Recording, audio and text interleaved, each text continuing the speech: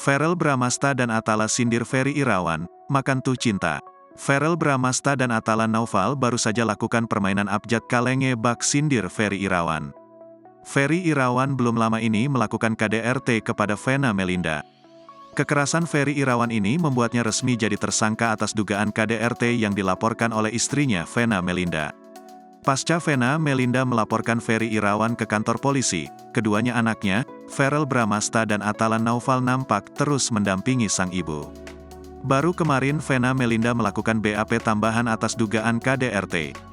Saat menjalani BAP tambahan, Vena Melinda tak sendirian, ia nampak didampingi dua anak laki-lakinya. Dari permainan tersebut keduanya terlihat bak sindir Ferry Irawan. Abjad kalange yang dilakukan kedua anak Vena Melinda ini diposting di akun TikTok Atala Naufal. Awalnya Atala Naufal nampak mengajak kakaknya untuk melakukan permain abjad kalange. Jadi Gus, kita bakal melakukan permainan abjad kalange sekalian merefreshingkan otak kita ya, ucap Atala Naufal.